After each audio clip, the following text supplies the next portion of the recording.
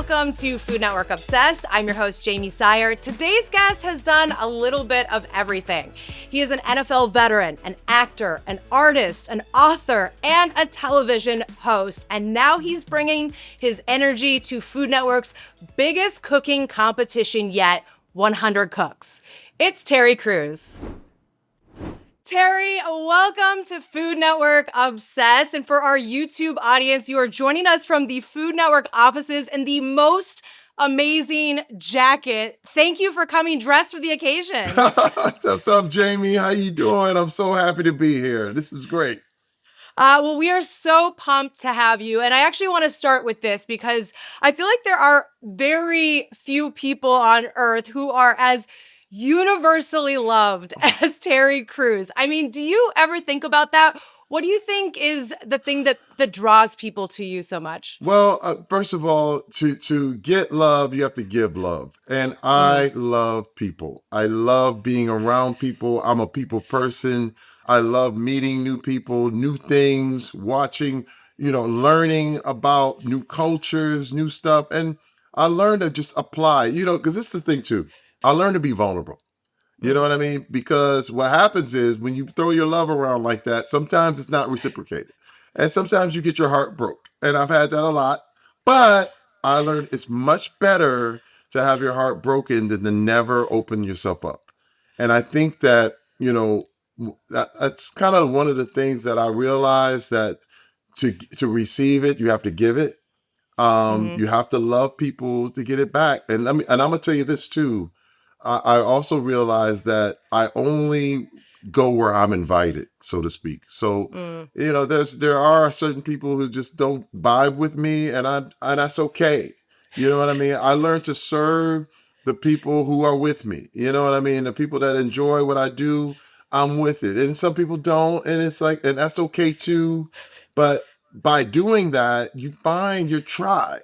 You know what I mean? You Mm-hmm. find the people who are like, know me and you, yeah, and when you stick with your tribe and you see it, and it's much bigger than you ever thought it would be.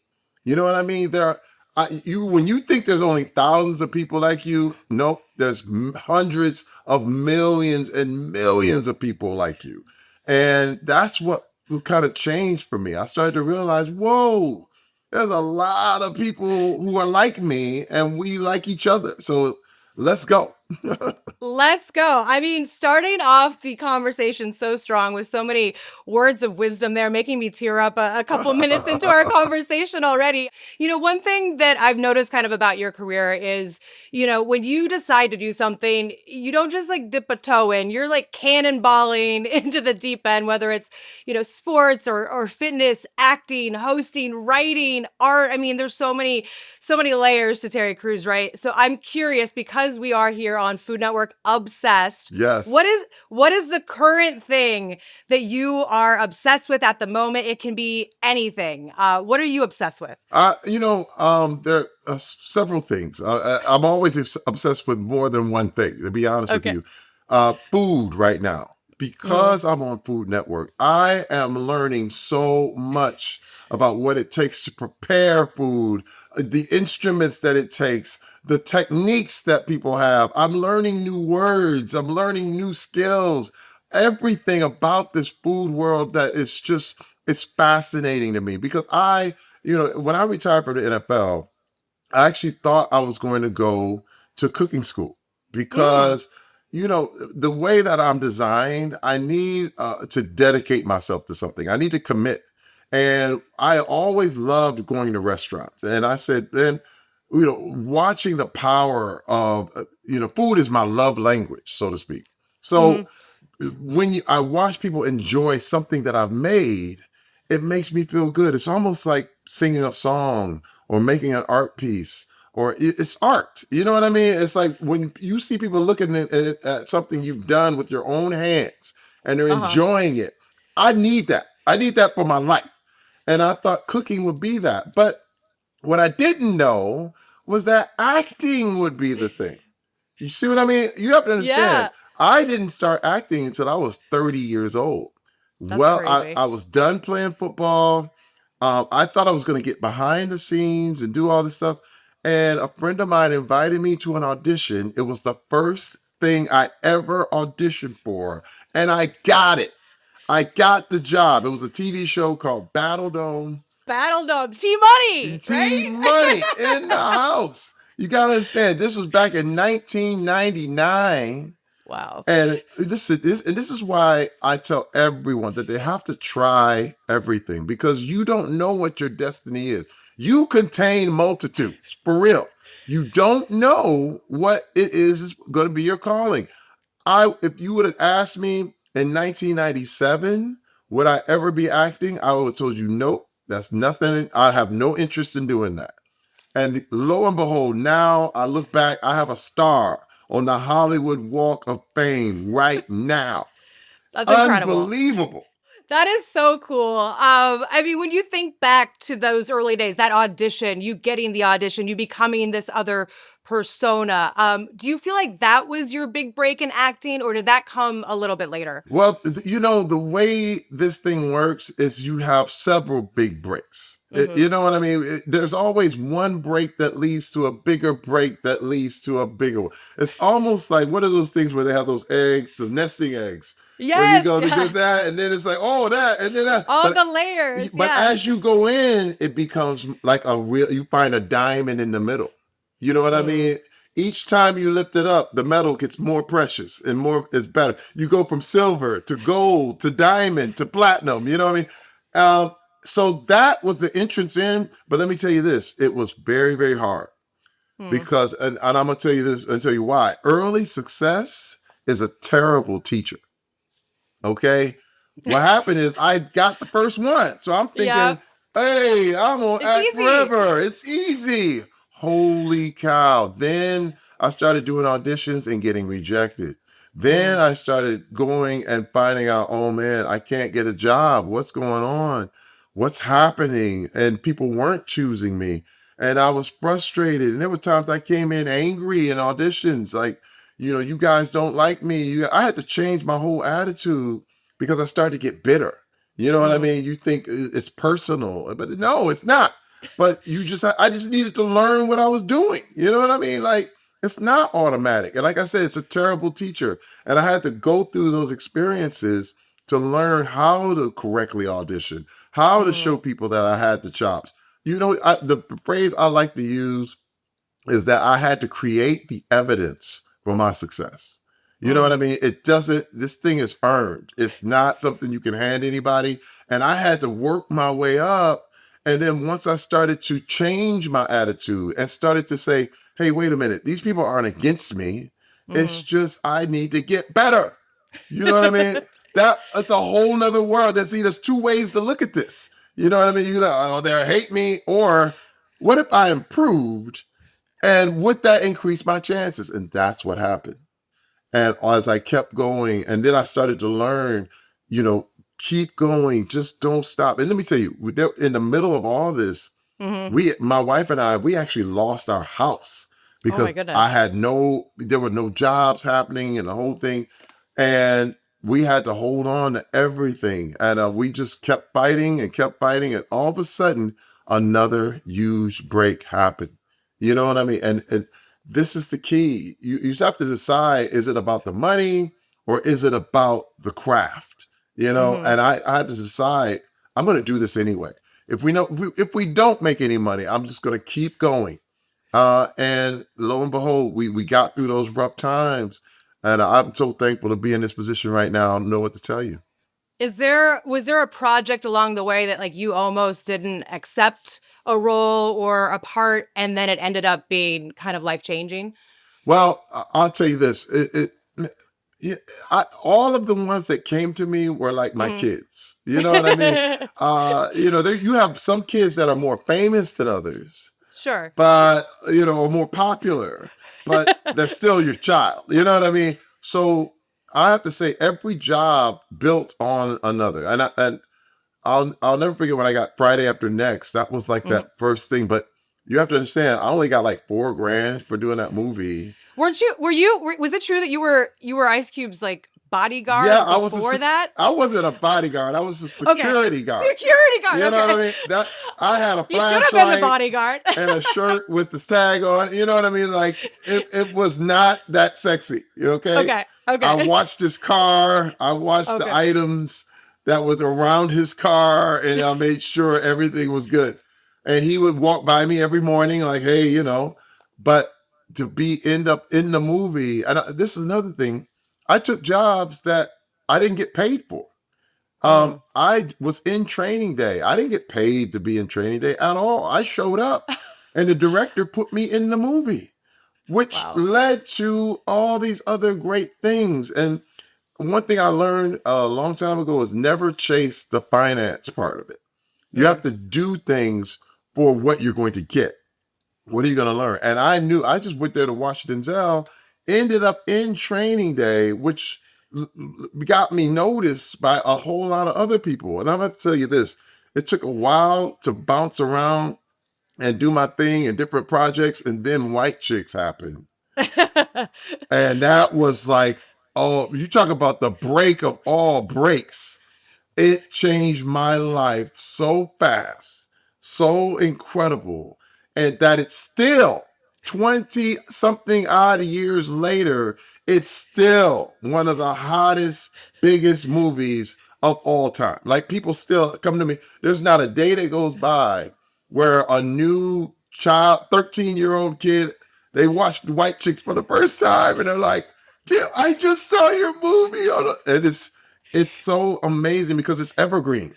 Yeah. Comedy is, to me, when you look at you can kind of forget certain dramatic movies because you kind of go, Mm. "Oh yeah, what was that story about?" Whole thing, but you never forget what made you really laugh. You know what I mean? It's that Plus, you can joke. watch them over and over again, and Oh, you find nuances and different parts that you enjoy. But yeah, I feel like comedy, you can just put that on and watch it like all day long. You know. oh my God! And I mean, but the other break was Everybody Hates Chris, playing a Uh, dad to Chris Rock for 4 seasons, and it became a worldwide smash. Like it became something that was so iconic because he was one of the biggest comedians. Is still one of the biggest comedians on earth, and to tell his story that way, and then with Brooklyn Nine-Nine. I mean, what an incredible series with Andy Samberg and that wonderful cast. And then a movie called Idiocracy I did with Mike Judge, where I was the president, and it was a bomb, mind you, bomb. No one saw it when it came out. It was released in 2 theaters, and then two. two. That was it. One on the East Coast, one on the West Coast for one weekend. Wow. And I was so depressed. I was hurt. I put my whole heart and soul in that movie. And I said, no one's ever going to see it. Wait a minute. 10 years later, people are like, Like it's a cult iconic. classic. It's a Yeah. cult classic. Everyone's talking about it. Let me tell you, Will Ferrell came up to me one day. He says, dude, Idiocracy, Camacho, genius. And I went, oh my God. Like when you hear these That's words, awesome. it's so good. I mean, so which is the project that people most come up to you like on the street and want to talk to you about? Well, it depends on where I am. Okay.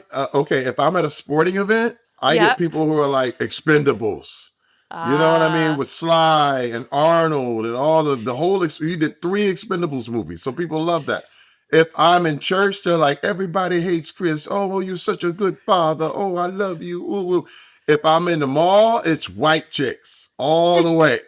White Chicks for the kids are running. Oh my God, sing the song. If I'm at a comedy club, it's Brooklyn Nine-Nine. mm. It's all these different, it's so wild. And then each country has a different favorite. You know what I mean? I was in India and they're like, Brooklyn Nine-Nine, we love Brooklyn Nine-Nine. And you're like, what? And I'm in Brazil, it's Everybody Hates Chris and White Chicks. That's so funny. It's so wild. And then when you're talking about me just walking around everywhere, AGT, America's Mm. Got Talent. You're talking about from very, very young kids to very, very old senior citizens. They come up to me and they're like, I love you on America's Got Talent. That is my show. I never miss it. And it does my heart so good to please people in all of these different areas. And now I'm actually a playable character in Call of Duty. Really? Let me tell you something. I was on the plane just the other day with Michael B. Jordan. We were in the first class together, and I'm like, dude, congratulations on the Oscar, man. Sinners was amazing, the whole thing. He said, dude, I am playing you in Call of Duty right now. Stop. And it blew my Oh mind my to have God, the that's Oscar so good. winner saying, I'm playing this game as you in your skin. I went, dude, I've lived so many great experiences. I can't tell you. This is one reason people say, "Why are you always smiling?" Because I'm very, very satisfied with my life. You know what I mean? It's Mhm. such a beautiful, purpose-filled, and the number one thing I want to do is be the best husband of all time. And I mean, 37 years with my beautiful wife Rebecca, 5 beautiful kids. Mm. They're all grown and we're living this life together. Me and my wife, it's us too, and I love this. Well, we love hearing that. You mentioned games. Obviously, you spent years in the NFL, but now, of course, you are hosting the biggest cooking tournament on television. So we're actually going to play a little game with you. Yes. We are going to build the ultimate game day spread. Ooh. So you get a first pick in every round, and I'll tell you what the rounds are as we go. There are no wrong answers, of course. People might judge you for your answers, but no wrong answers. Okay.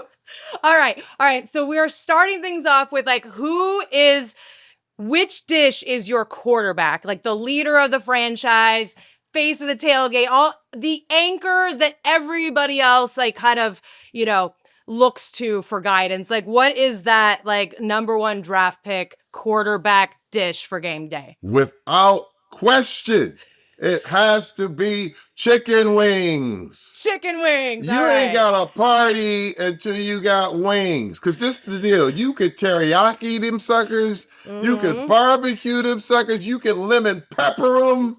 You know what I mean? There's so many variations, but it's the perfect protein. It's bite size. It's chewable. And the thing is, you eat so many because they're so snackable. They are. They're It's the so delicious. perfect game. I mean, whatever game is going on, you got a plate of wings. It's You're set. perfect. Perfect. Perfect choice for your first pick. Number two, you need a running back. You need some of those tough yards. You need somebody to really just punch the ball in there. This is like your reliable, crowd pleasing workhorse.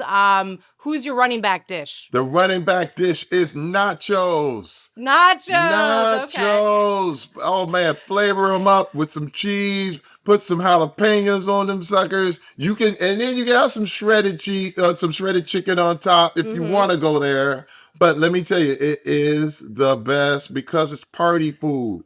It's one of those things everybody loved the crunch. As I got older, I have Uh-huh. to have the crunch per day. Like, you know, One crunch per day. you Okay. gotta have a crunchy food item. You know what I'm saying? Okay. It goes back to like that primordial feeling of biting into the bone or something.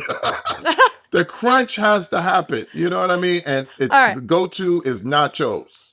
Okay. Have you had a crunch today, or are Not you gonna yet. have to? Okay. All right. Not All yet. right. I'm ready. Well, you're ready. Okay. Your third pick, you've got a wide receiver. We need that, fast, creative, high energy, bringing the heat, ton of personality. Which dish are you going for wide receiver? Now I'm going for real on the veggie plate because Okay. that rounds everything out. You know what I Okay. mean? You can't just live on chicken and nachos. You know what I mean? The veggie Fair. plate deals with guilt. Okay. You know what I mean? Celery, carrots, Okay. dip, Some dip. broccoli. You know Yeah. what I Okay. mean? You gotta have some cucumber on there, sliced tomato, just like a little cherry tomatoes, the whole thing. Listen, it makes you feel like, all right, we're balancing things out. It's all good. You know what I All mean? right. That's a crunch, but it's a healthy That's a crunch. crunch. That's true. That's You know true. what I mean? And it supports the others without overwhelming any of them. You know what I mean? You can Okay. have your chicken, you have your nachos, and you have your veggie plate. Pow! with your blue cheese or your ranch dressing. I mean, this sounds very balanced so far. We do have two more picks for you. Yeah, All right. talk to me. Team defense. So this is the staple, keeps showing up, holds the whole line together, gets it done quarter after quarter. You know what they say, defense wins championships. Who's your Yeah. defense? Oh my God. Okay. Sliders. Sliders. Okay, Well, yes. defense went. Listen, first of all, after you had the chicken wing, the whole thing, you need a little bread. You need a little something, Mm. sliders, because it's not a full burger. Okay, yes, I agree. You Yeah, and also with sliders, you can twist them up. Like you can have just some shredded chicken and barbecue sauce. You know that kind of that's barbecue true. Very slider. versatile. Very versatile. You can just have a little snack. Oh, so versatile. But a slider is very deceptive. You know what I mean? Mm. It's is it a burger? It's a Is it a slider. sandwich? You know It's a what I slider. mean? Yeah. All right, Terry. Last one. Okay. This is like a wild card. So whatever direction you want to go with this is just going to be though your secret weapon. It can be a standard position or not, but like, what is your wild card secret weapon on game day? Already know. Wild card, secret weapon, pigs in a blanket. Yeah. Yes. I mean, nothing like a delicious puff pastry wrapped around a little sausage. Oh, and they're making you have the dip, you have the mustard for dipping, you have Mm-hmm. the ketchup for dipping, you have all that little thing. It's just rounds it all out. Let me tell you, you got a party. After that, you done. What can I say? Pigs in a blanket because it's so satisfying. It gives you all the stuff from a kind of like the feel of a slider, but the Mm-hmm. flavor of a hot dog. You know what I mean? Where it's like, ooh, is a hot dog a sandwich? Woo, you Oh, know, that's another debate. you know. I completely agree. I feel like pigs in a blanket are acceptable at any gathering, whether it's black tie or, of course, game day. And Yep. here's another thing I would like to put you onto if you're not familiar already. Do you ever put like everything bagel seasoning on your pigs in a blanket before you Ooh, bake them and even more of a flavor bomb? wait, you just gave me something that's going to change my life. It Everything will. It will. seasoning. Yeah, Everything seasoning on the pigs in a blanket. I've on never the pig. done that. Yeah, you got to I'm do it in. next time. I'm You're in. in. All right. You can come to my Super Bowl party anytime. Thank you. I'm in. All right. Well, speaking of wild cards, let's talk about 100 Cooks. For anybody who hasn't seen it yet, it's really really wild. I saw the first episode. Most cooking competitions, Terry, have like maybe 10, maybe 24 contestants at the most. This one's got 100. What does it feel like in there? Is it chaos, energy, all of the above? Set the scene for us. What is this arena like? It feels like the Knicks versus the Spurs. It was That's high energy. Oh, I'm trying to tell you. I had to look up at a stadium full of cooks. You know what Yeah. I mean? Everywhere my eyes went, there was a cook looking at me. You know what I mean? And there were 100 of them in a huge stadium full of I mean, the pantry was incredible, by the way. State Mm-hmm. of the art. They had everything. There was everything from edible flowers to, I mean, they had it all. And it was about putting them down. And the whole thing about 100 Cooks is that we are looking for the number one home cook in America. All right. And the prize is the biggest prize in Food Network history, $250,000 to the winner. Wow. And it's incredible. It's wonderful. And you got to understand the heart of a home cook is to entertain.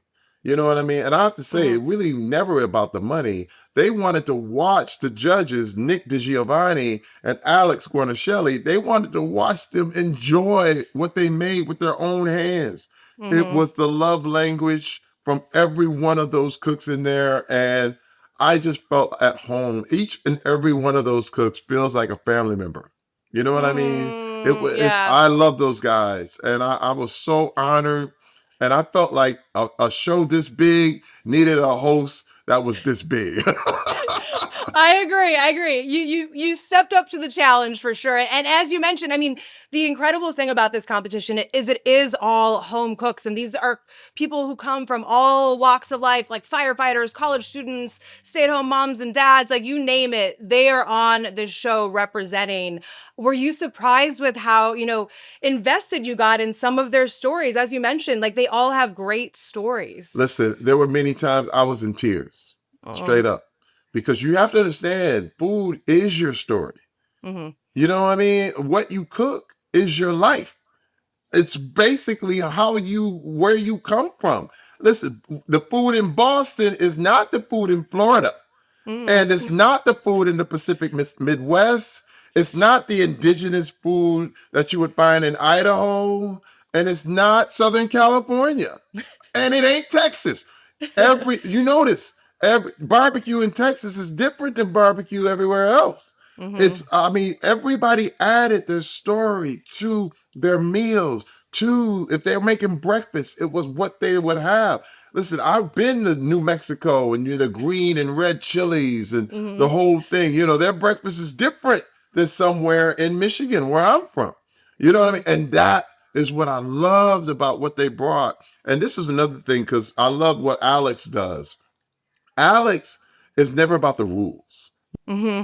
Alex was Yeah. so wonderful as a judge because she was like, whatever works is the rule. Hmm. She's like, hey, I wouldn't do it like this, but you did, and it works. It was really about letting the home cooks know that there's nothing wrong with everything Hmm. they're doing. It is all subjective Yeah. to a large degree. Now, Nick was more into the technique about Mm. how, because remember, one of these things is they had to time these guys, and a Hmm. lot of the cooks were never working under time constraints. So it's like, hey, you got to put this thing together in a half an hour. What are you going to do? If you put this on now, it's going to be burnt by the time you get back, or it won't be ready. Hmm. So a lot of the home cooks were really having to work. Oh, I think I put this on and too early, or put it too late, and it was really heartbreaking sometimes because you saw that they didn't have the timing together, and you're like, oh no. And it didn't really matter about how good they cooked, but if you can't make the meal in the time allotted, we had to find ways to, like, oh man, because the whole job is to get down to the number one cook. And Hmm. so there was all these kind of parameters. But let me tell you, it was so fun and so wonderful. And like I said, there were times when I was in tears because I knew that this was going to change someone's life. There's going to be a lot of stars that come out of this show. Yeah. And like you mentioned, I mean, it is a competition. There's a lot of money on the line, but something that struck me in just I mean, the first episode is, as chefs are up there cooking, because of course not all 100 chefs are cooking at the same time, right? But you have chefs that are in the audience, like helping them out, like yelling Yes. out, like advice when like the rice kind of went wrong. They're like, get the wonton rack, or like, Yes. how cool was that to see that in a competition when everybody is kind of out for themselves, but yet they're still being very, supportive of the But other that's the cooks. thing. At first I didn't know what to expect. The NFL was very cutthroat. You Hmm. know, I had players give me the wrong advice so that I could mess up. So Are I you would be serious? eliminated. Go right, Terry. I would go right, and they're like, "What you doing?" You're like, "Uh-oh." Whereas with home cooks, their heart is to help people. Their heart Hmm. is to entertain. So when you look at them and they're yelling, "Your fries are burning," I loved it. And this is the thing about competition. You have to understand, breaking your neighbor's windows doesn't make your house look better. Hmm. But everyone who improves their own home and makes it look beautiful, and you have a beautiful neighborhood, it makes your house look better. And I think that people don't understand. If you understand what true competition is, all it is giving your best. If you give your best, it will be enough, no matter what that is. You know what I mean? Because everyone is improving, everyone's getting there. And I just thought, wow, these guys get it. They get the essence of what this is. Yes, it's a competition, but it's also an opportunity. You know what I mean? I look at Hmm. Jennifer Hudson. She didn't win American Idol, but she ended up becoming one of the biggest stars on the planet. You Mm-hmm. understand? This is just the beginning for a lot of these cooks.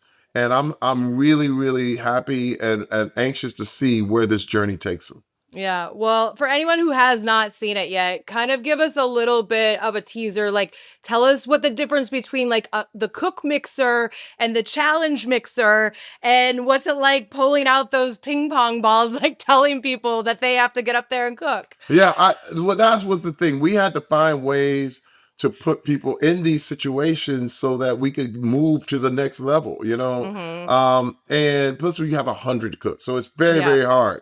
However, these challenges were things that we knew they could do, but that we could call their number, and if their number got called, they were on the spot right away. Mm-hmm. I mean, it's kind of like life. If you Yeah. have your opportunity, you gotta seize it. You know what I'm saying? And some people got, when that ball come rolling down, there were some people who weren't ready. And it's like, oh, you could almost imagine. Like one thing I called out, who's happy it's a noodle dish? And they were like, yay. And then I said, who's happy? Who's not happy? And it was like, hey. Because some people don't do noodles. Mm-hmm. You know what I mean? And sometimes it goes down to what is it your specialty, or what is it you do right, and what have you never worked on? You know what I mean? Which is the real example of a good home cook is kind of like a great technique in almost all of it. You know what I mean? If you Mm-hmm. know the basics, you can kind of jam. But if you don't know anything about how to do such and such, it can be hard to win this show. Yeah. And you mentioned your amazing, judges that are up there. How much, I'm curious, did you learn just watching them react to what was going on and tasting the dishes and giving, their feedback? Did you kind of pick up any tips or tricks? Oh man, I started throwing away things at the house. I was like, because I started to learn, okay, I'm not doing this right. And what was so great is that Nick actually came to my house and we did some stuff for YouTube together. Amazing. And he looked at my stuff and he's like, throw away all your plastic spoons. And I said, yeah, I got it. And then I learned my knives weren't sharp enough. Mm-hmm. And I was like, oh, and then with Alex, I learned how to really, really sear a scallop and the Mm. techniques that are involved here. And she made me a burger. Oh my God. I said, I thought I knew how to make one until I saw her do it. She understands that I love food. I Mm-hmm. work out so I can eat. I'll be honest. And she's like, Terry, you got to come to my restaurant. I went to her restaurant, Butter, here in New York City. And I said, you know what it is and what joy we get from eating. And I just, let me tell you, they're like my homies. That's like my brother and my sister all the way. Well, I could sit here talking with you about food all day long, but I know you're a busy guy and you've got a lot of stops to make there at the Food Network offices. So we are going to get you out of here on a rapid fire round, and then we have one final question that we ask everybody You got here it. on the podcast. All right, food you could eat every single day. Steak every Steak. All day. right, I, you're I, I'm a protein nut. fiend. A fiend, protein fiend. That's me. Steak. Protein. You get a shirt. Yeah, steak. All Every day. right. You can do it any kind of way. It's steak. I'm down. All right. What's your ultimate cheat day meal? Wow. Oh, I gotta go with pizza. Pizza. Pizza Okay. is so Oh, good. well, you're good in a good city for it. Yes. One food you absolutely cannot stand. Oh, okra. Interesting. Okay. Okra. And it's how they have it, but I've had bad okra before. And it's Yeah. just slimy. It's just not Yeah. good. Yeah. A hobby that people would be surprised that you have. I'm a flautist. Oh, yes, I did know this, but that's amazing. but I know. it I think still surprises it's everybody. still a surprise. I mean, I was surprised when I found it out. So, last thing that you binge watched. Oh, what did I watch? Hold on. Knife's Edge, Okay. Apple Okay. TV. Oh, I'll have to check that Not one out. yeah, Knife's Edge was kind of cool because it was about cooking and they were looking for this Michelin star, Okay. and I kept watching it. Love it. Painting or acting? Acting, Okay. even though it depends on what mood I'm in, but I love performing. Early bird or night owl? Early bird. I go to bed at 8:30. My, Same. my wife is like, what are we in fourth grade? This is No, crazy. And I'm like, we're nope. just The sun tired. is still out and I'm going to bed. All right. One historical figure that you would love to meet. Wow. Well, it's actually two, Orville Okay. and Wilbur Wright. Okay. Amazing. The fact that they did what they did was incredible to me. I love that. All right. So last question. This is what we ask everybody at the end of our conversations. Everybody has a different answer. You can answer it however you want. The question is, what would be on the menu for your perfect food day? So we're talking, take us through the progression of breakfast, lunch, dinner, dessert. You can throw in snacks if you want. There are Hmm. no rules, so calories don't count. You can travel Whew. in between meals, time travel, eat these meals with whomever you want. We just want to hear about your perfect food day. My perfect food day, and again, I intermittent fast, but Mm-hmm. my breakfast is at 2 p.m. But I love an amazing breakfast sandwich. Mm, Holy cow. If you can give me a beautiful egg, cheese, bacon, and biscuit sandwich that just, oh, like it's so satisfying, right? That's my mm-hmm. breakfast. Yum. Then Okay. I have a beautiful double espresso for in between. And then my perfect lunch would probably be I have this thing I call people chow, which Okay. is ground turkey, roasted sweet potatoes, and spinach all mixed together. And it's a Okay. beautiful, very high protein, Yeah. Healthy. filling lunch. That's incredible. And then Okay. for dinner, I would actually do buffalo ribeyes, which are Ooh. incredible, by the way, Okay. with some polenta. I love Mm. polenta and some broccoli or asparagus. And also with some maybe roll, some kind of delicious brioche roll that would really Okay. set me off. And then for dessert, it would be some sort of crusted pie or tart. I Okay. love fruit pies, that kind of feel, peach cobblers, Mm. any of the, sometimes the cherry, what is it, with the, where you put all the Like a cobbler or cobbler, something. yeah. Yeah. Oh, anything like that with some ice cream, with some vanilla Ooh. ice cream on top. I was just in Europe where they do the vanilla gelato. Like it's a Yes. whole nother thing. I don't know. It's for me. They got something dangerous in that stuff. You know what I mean? And then You don't I'm trust it. done. That's a perfect food day. I'm happy, happy, joy, joy. Well, that sounds like a perfect Terry Crews T-Money food day. We are so happy that you took the time out of your schedule to chat with us, and we are loving 100 Cooks so far. Congrats on all the success. Thank you, Jamie. Thank you so much, guys. I love being on the Food Network. Ever since I saw diners, drive-ins, and dives, and you watch Guy Fieri chew into, bite into something, I said, I want to be on that. I love it. And now here you are. Yes, it's unbelievable. Dream come true. Don't miss 100 Cooks, Food Network's biggest cooking competition yet. It airs Sundays on Food Network and also streams on HBO Max. Thanks so much for listening and watching. Make sure to follow Food Network Obsessed wherever you get your podcasts and now on YouTube. So make sure you like and subscribe so you never miss an episode. That's all for this week. We'll catch you foodies next time.